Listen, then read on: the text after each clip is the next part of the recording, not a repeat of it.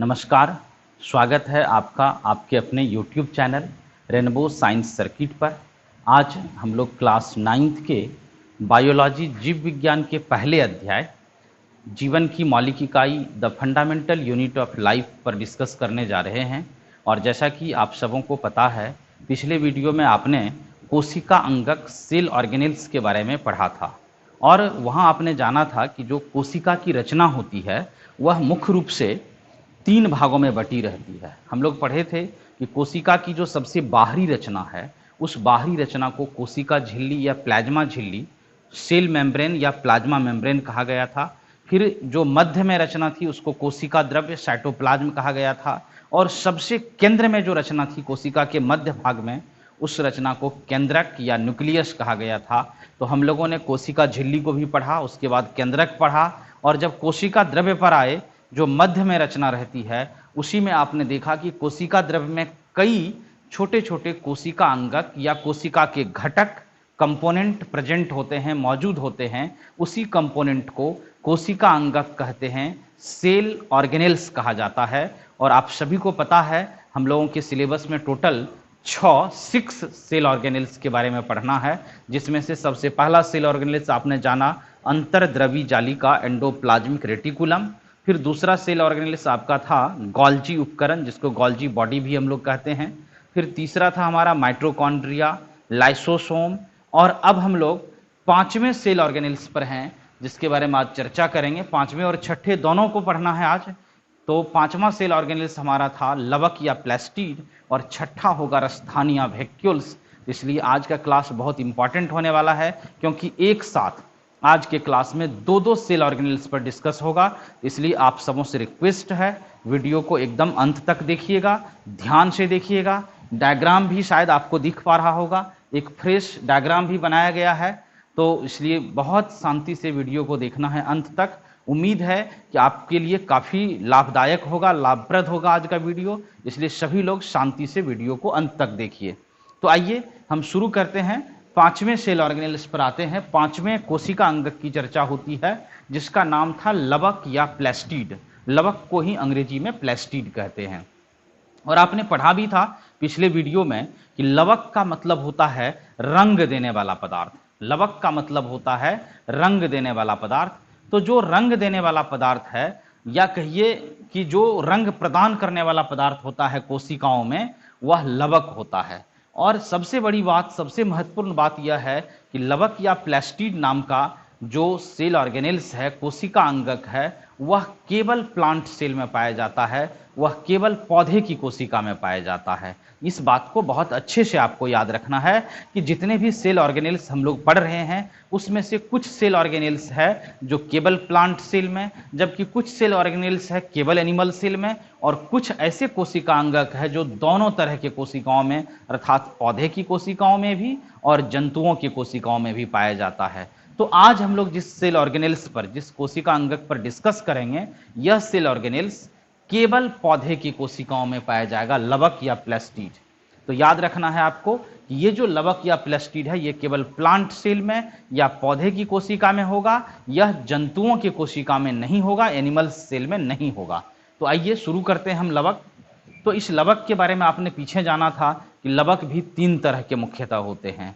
एक लवक था हमारा अवर्णी लवक या श्वेत लवक या रंगहीन लवक, जिसको ल्यूकोप्लास्ट कहा गया था अंग्रेजी में। और आपने देखा था नाम ही है अवर्णी, मतलब जिसमें कोई रंग नहीं होता है, जो रंग नहीं प्रदान करता है, सफेद रंग का होता है, उसी को अवर्णी लवक या श्वेत लवक कहते हैं। और जो दूसरा लवक था, दूसरे प्रकार का जो लवक आपने पढ़ा था, वह लवक था आपका रंगीन लवक या वर्णी लवक, उसको अंग्रेजी में क्रोमोप्लास्ट कहा गया था। इस तरह से 2 प्रकार के लवक की चर्चा पहले हो चुकी थी, उसमें आपने यह भी जाना था। और रंगीन लवक जो था, या कहिए क्रोमोप्लास्ट, कुछ कुछ बुक्स में उसी बात को जिक्र किया गया है कि उसी का एक टाइप्स होता है हरित लवक। मतलब जो वर्णी लवक या जो क्रोमोप्लास्ट हरे रंग का होता है, उसको कहते हैं हरित लवक। और चूंकि यह जो हरित लवक है, क्लोरोप्लास्ट है, यह बेहद इंपॉर्टेंट लवक है, सबसे ज़्यादा महत्वपूर्ण लवक यही है। इसलिए हमने सोचा कि क्यों नहीं इसके बारे में अलग से कुछ विस्तृत बातें जानें। इसलिए इनके लिए एक अलग से वीडियो आज बना रहे हैं। आप सभी इसको ध्यान से समझिएगा।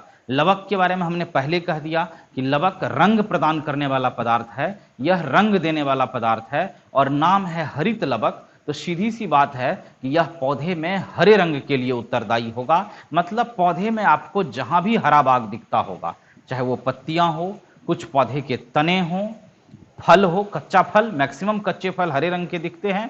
तो ये जहां जहां भी हरा भाग आपको पौधे में दिखाई देता है, वैसे सभी जगहों पर यही हरित लवक होता है, क्लोरोप्लास्ट होता है। आइए देखते हैं, लिखा गया है यह एक महत्वपूर्ण लवक है जो हरे रंग का होता है, इसी लवक के कारण पौधे का रंग हरा होता है।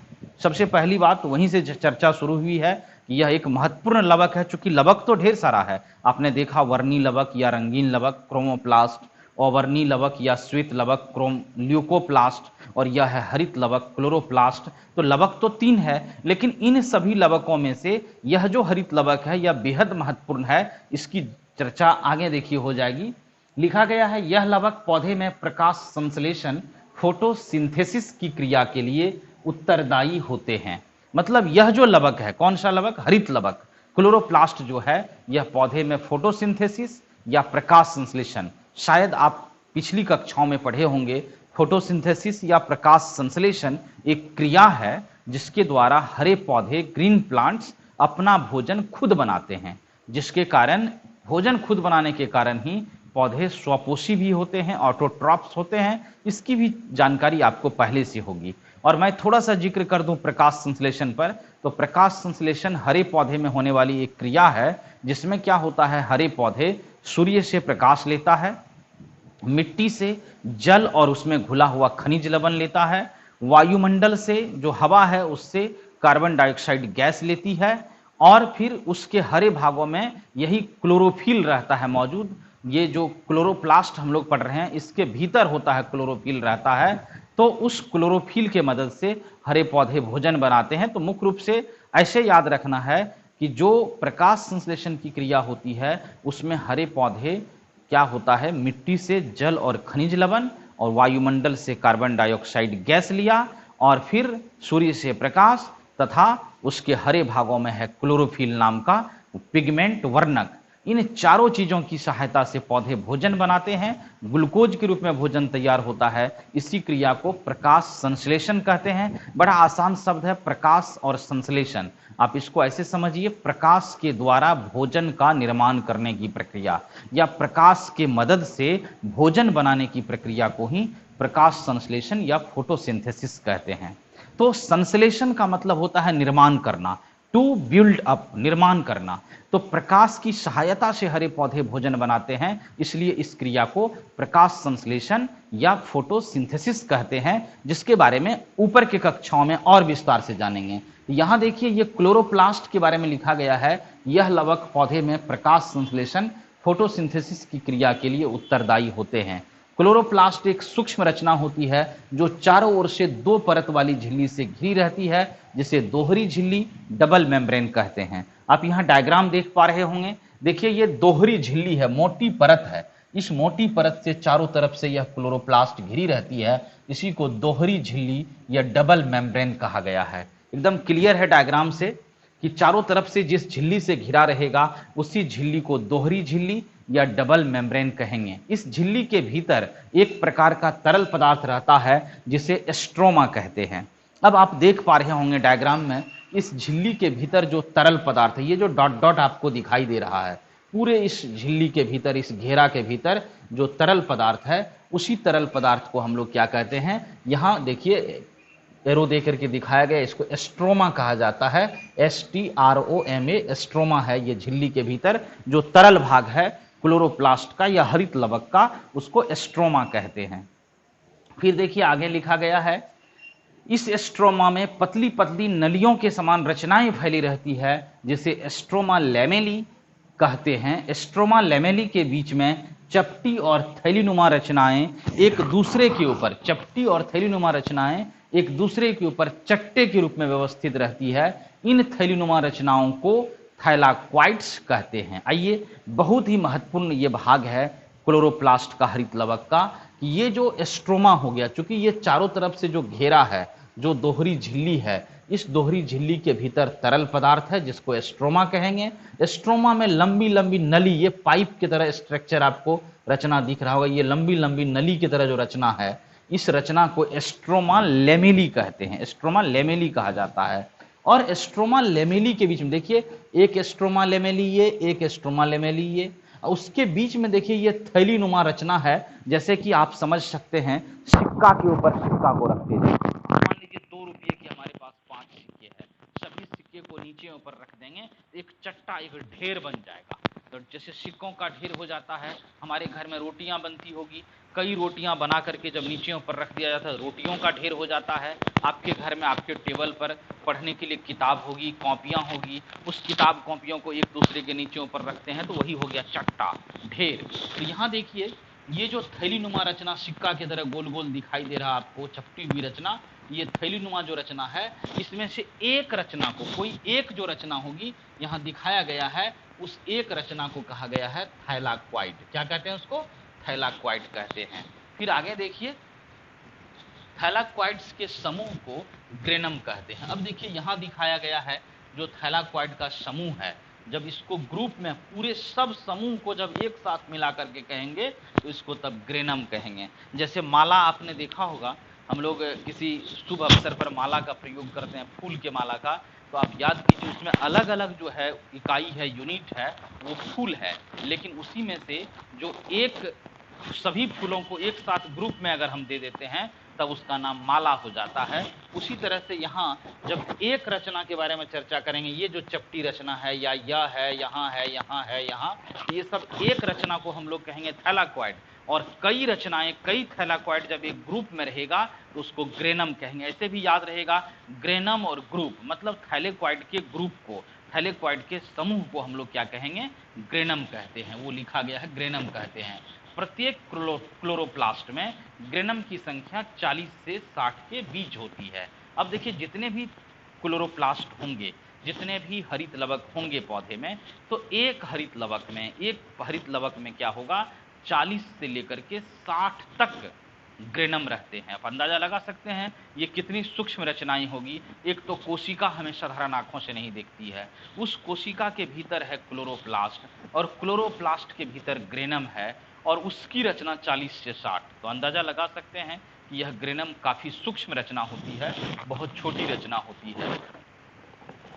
विभिन्न थैलाक्वाइड्स आपस में स्ट्रोमा लेमेली द्वारा जुड़े रहते हैं। थैलाक्वाइड्स के भीतर पर्णहरित, क्लोरोफिल तथा अन्य रसायन होते हैं। क्लोरोफिल हरे रंग का वर्णक होता है जो प्रकाश संश्लेषण की क्रिया के लिए महत्वपूर्ण होते हैं। ये सबसे महत्वपूर्ण बात है, सबसे इंपॉर्टेंट बात है कि अब देखिए जो एक थैलाक्वाइड है, यहाँ एक पूरा थैलाक्वाइड मिल गया जो ग्रेनम बना लिया, यहाँ भी कई थैलाक्वाइड मिलकर के ग्रेनम बनाए, यहाँ भी कई थैलाक्वाइड, इसमें 5-6 भी हो सकता है। यहाँ भी देखिए छोटे छोटे थैलाक्वाइड मिलकर के भी एक ग्रेनम ये हो गया, दूसरा ग्रेनम ये हो गया, तीसरा ग्रेनम ये हो गया, चौथा ग्रेनम ये हो गया, पांचवा ग्रेनम ये हो गया। तो विभिन्न ग्रेनम जो हैं वो आपस में एक दूसरे से कनेक्ट रहते हैं एक नली नुमा रचना के द्वारा, जिसको स्ट्रोमा लेमेली कहते हैं। और वो स्ट्रोमा लेमेली के द्वारा जो कनेक्ट रहता है तो वो पदार्थों का आदान प्रदान होता है, उसके द्वारा एक्सचेंज होता है।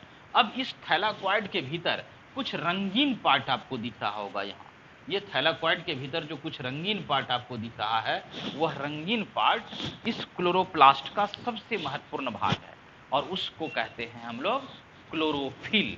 क्लोरोप्लास्ट के भीतर क्या रहता है? क्लोरोफिल रहता है। तो क्लोरोफिल या पर्णहरित, हिंदी में उसको पर्ण का मतलब पत्ता, हरित मतलब हरा करने वाला, क्योंकि उसी क्लोरोफिल के कारण, उसी पर्णहरित के कारण पत्ते हरे होते हैं, इसलिए उसको पर्णहरित भी कहते हैं या अंग्रेजी में क्लोरोफिल भी कहते हैं। तो वह जो क्लोरोफिल होता है वह इस थैलाक्वाइड के भीतर होता है, और यही क्लोरोफिल एक पिगमेंट है, एक वर्णक है जो प्रकाश संश्लेषण की क्रिया में मददगार होता है, प्रकाश संश्लेषण की क्रिया में सहायक होता है। अब एक और महत्वपूर्ण बात इसके बारे में हम लोग ये जानेंगे, यह जो हरित लवक है, क्लोरोप्लास्ट है, उसके बारे में देखिए लास्ट में लिखा गया है, माइटोकॉन्ड्रिया की भांति प्लास्टिड में भी डीएनए, जैसा कि आप सबों को पता होगा, deoxyribo nucleic acid, DNA deoxyribo nucleic acid तथा राइबोसोम पाए जाते हैं। ये बहुत जरूरी चीज है जो हम सबों को जानना है कि इस जैसे माइटोकॉन्ड्रिया के बारे में आपने पढ़ा था कि माइटोकॉन्ड्रिया में अपना डीएनए होता है, राइबोसोम होता है, ठीक उसी तरह से जो क्लोरोप्लास्ट है, हरित लवक है या प्लास्टिड है, इसमें भी अपना डीएनए होता है और साथ ही साथ राइबोसोम भी होता है। तो ये था हमारा हरित लवक। स्पेशली हमने लवक में, वैसे तो हम लोग बाकी उस दोनों लवक को भी जाने, लेकिन हरित लवक को विशेष रूप से इसलिए पढ़े क्योंकि हरित लवक में ही क्लोरोफिल रहता है, पर्णहरित रहता है, जो प्रकाश संश्लेषण की क्रिया के लिए उत्तरदायी होता है, जिम्मेदार होता है, रिस्पॉन्सिबल होता है। तो मुझे उम्मीद है कि आप सबों को ये लवक या प्लास्टिड भी अच्छे से समझ में आ गया होगा। अब जो अंतिम हमारा एक और सेल ऑर्गेनेल्स है, कोशिका अंगक है। हमने शुरू में ही कहा था कि आज का क्लास बेहद इंपॉर्टेंट होने वाला है, आप सभी अंत तक वीडियो में बने रहेंगे। तो उस छठे कोशिका अंगक को भी हम लोग देखते हैं, जिसका नाम आपको स्क्रीन पर दिख रहा होगा, रसधानियां लिखा गया है। रसधानियां ये छठा कोशिका अंगक है हमारा, जिसको अंग्रेजी में वैक्यूल्स कहते हैं। ये रसधानियां देखिए नाम से ही लग रहा है, रसधानियां, धानी का मतलब होता है जमा करके रखने वाला, और रस तो समझ रहे हैं लिक्विड, कोई पदार्थ, तो इसका मतलब इसमें कुछ न कुछ जमा रहता है। वैक्यूल्स कहते हैं अंग्रेजी में, लिखा गया है यह एक कोशिका अंगक है जो कोशिकाओं में उपस्थित ठोस या तरल पदार्थों का संग्रह करता है, स्टोर करता है, जमा रखता है। सीधी सी बात है कि यह भी एक कोशिका अंगक है जो कोशिकाओं में उपस्थित ठोस या तरल पदार्थों को संग्रह करने का काम करता है, जमा करने का काम करता है। जंतु कोशिका की रसधानी अपेक्षाकृत छोटी होती है। याद रखिएगा कि चूंकि यह जो रसधानी है ये दोनों कोशिकाओं में रहेगा, प्लांट सेल में भी होगा अर्थात पादप कोशिका या पौधे के कोशिका में भी होगा, और जंतु कोशिका में भी होगा, एनिमल सेल में भी होगा। लेकिन जंतु कोशिका की रसधानी अपेक्षाकृत छोटी होती है, जबकि पादप कोशिका, प्लांट सेल की रसधानी बहुत बड़ी होती है। ध्यान दीजिएगा, जंतुओं के कोशिका में रसधानी बहुत छोटी रहेगी और पादप कोशिका या प्लांट सेल में रसधानियों का साइज बहुत बड़ा होगा। इस तरह से रसधानियों या वैक्यूल्स के साइज से भी आप पता कर सकते हैं कि कौन सी कोशिका हमारे सामने है। अगर रसधानियों का साइज बहुत बड़ा है तो इसका मतलब वो प्लांट सेल है, पौधे की कोशिका है, और जब रसधानियों का साइज छोटा है इसका मतलब वह जंतु कोशिका है। कुछ पादप कोशिकाओं में रसधानियों का साइज कोशिका के आयतन का 90% तक हो सकता है। अब अंदाजा लगाइए, आप इसको ऐसे भी समझ सकते हैं एक सरल उदाहरण के द्वारा कि सोचिए कि एक कोशिका हम यहाँ ड्रॉ करते हैं, खींचते हैं। ये अगर एक कोशिका है, इसका जितना आयतन है, ये कोशिका जितनी जगह छेक रही है, इसका लगभग 90% भाग, 90% एरिया जो है, इसमें लगभग 90% भाग इतनी बड़ी बड़ी रसधानियां ही होती है। कहने का मतलब कि कोशिका का जितना बड़ा साइज होगा, कोशिका का जितना बड़ा आकार होगा, उसके आकार का लगभग 90% भाग, लगभग 90% जो एरिया रहेगा उसमें रसधानियां ही होती है। इससे आप समझ सकते हैं, अंदाजा लगा सकते हैं कि जो प्लांट सेल होते हैं, जो पौधे की कोशिका होती है, उसकी रसधानियों का साइज बहुत बड़ा होता है। यही बात लिखा गया है।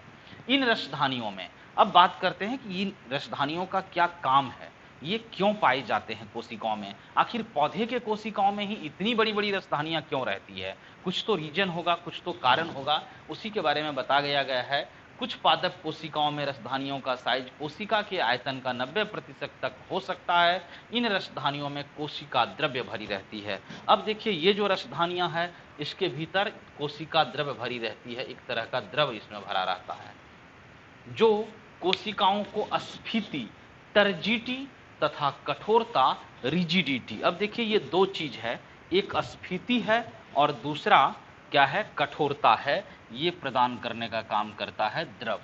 जो कोशिका द्रव्य रहता है इस रसधानियों के भीतर भरा हुआ, यह कोशिका द्रव्य इस रसधानियों को क्या करता है, या कोशिकाओं को क्या करता है, लिखा गया जो कोशिकाओं को स्फीति, स्फीति मतलब चुस्त दुरुस्त, और कठोरता समझ रहे हैं, हार्डनेस, उसी स्फीति को अंग्रेजी में टर्जिडिटी लिखा गया है और कठोरता को रिजिडिटी लिखा गया है।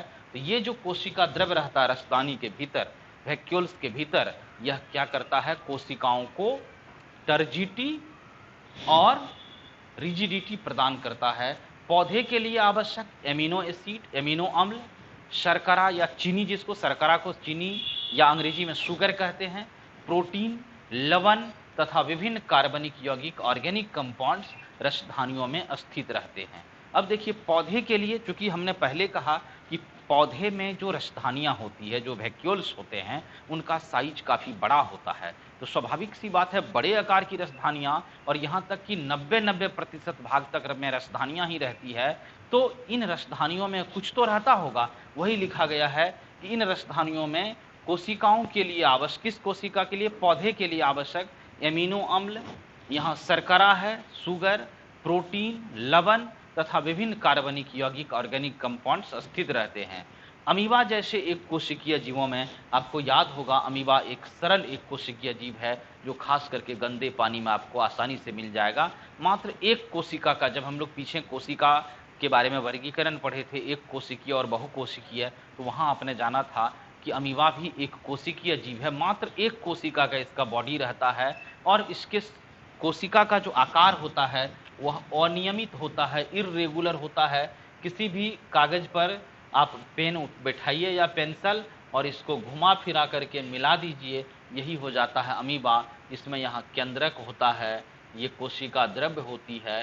तो इस अमीबा में जो भोजन होता है वह उसी रसधानियों में जमा रहता है। वही बात लिखा गया है, अमीबा जैसे एक कोशिकीय जीवों में खाद्य रसधानी फूड वैक्यूल होते हैं जिसमें भोजन जमा रहता है। इसके शरीर के भीतर जो भोजन जमा रहता है वो रसधानियों में ही जमा रहता है।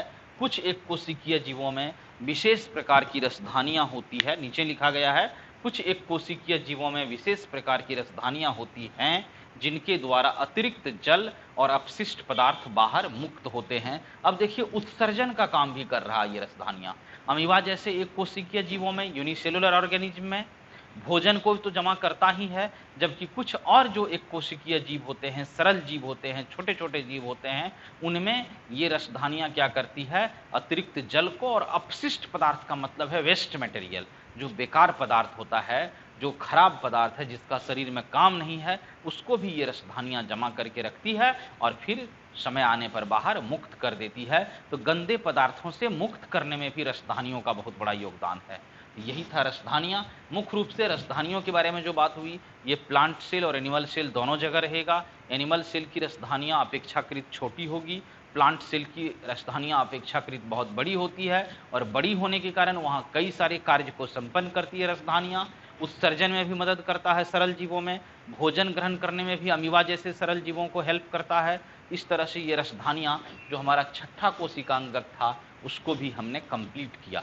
तो उम्मीद है मुझे कि आप लोगों को आज का दोनों जो कोशिका अंगक था, सेल ऑर्गेनेल्स था, चाहे वो हरित लवक हो या फिर रसधानियां हो, आपके पास एक कॉन्सेप्ट, क्लियर कॉन्सेप्ट गया होगा, इसका एक अच्छी समझ आपके अंदर डेवलप हुई होगी। आप अच्छे से एनसीईआरटी की जो टेक्स्ट बुक है उसको पढ़ेंगे, और तो मुझे उम्मीद है कि आपको सारी बात ठीक से समझ में आ जाएगी।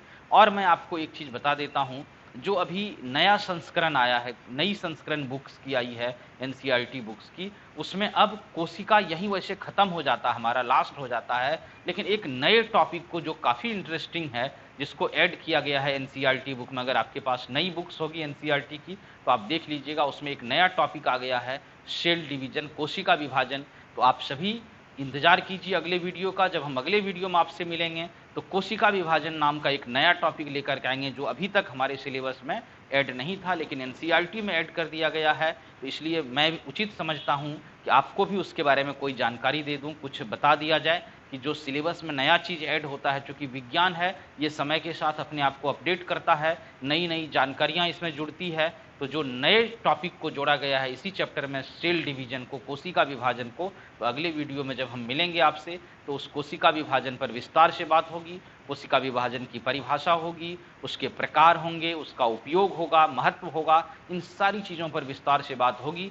तो आप इंतज़ार कीजिएगा अगले वीडियो का। तब तक आप सभी से निवेदन है कि पीछे जितने भी वीडियो इसका अपलोड किया गया है यूट्यूब के माध्यम से, आप सभी उसको एक-एक करके अच्छे से पढ़िए, समझने का प्रयास कीजिए और अगर कहीं समझने में कोई असुविधा होती है, तो आप हमें कमेंट्स करके भी अपनी समस्याओं को रख सकते हैं या सीधे फ़ोन करके भी अपनी समस्याओं का समाधान पा सकते हैं। तो चलिए आज का क्लास समाप्त करेंगे। उम्मीद है कि आप सबों को आज का क्लास लाभप्रद साबित होगा। आप सभी अच्छे से मेहनत कीजिए, घरों में बैठ कर के खूब तैयारी कीजिए, मन लगाकर पढ़ाई कीजिए और अगर आपको लगे कि ये क्लास आपके लिए फ़ायदेमंद है, आपको कुछ-कुछ लाभ हो रहा है, तो अपने दोस्तों के बीच हमारे वीडियोज़ को अधिक से अधिक शेयर कीजिए ताकि अधिक से अधिक लोग लाभान्वित हो सकें। खास करके वैसे लोग जो चैनल पर नए हैं, अभी तक चैनल को सब्सक्राइब नहीं किए हैं, उनसे भी मेरा निवेदन है कि आप चैनल को सब्सक्राइब कर लें ताकि जैसे ही हमारा अगला वीडियो अपलोड होगा, आप तक तुरंत नोटिफिकेशन पहुंच जाएगी। तो चलिए आज का क्लास समाप्त करते हैं। बहुत बहुत धन्यवाद आप सबों को वीडियो देखने के लिए। जय हिंद।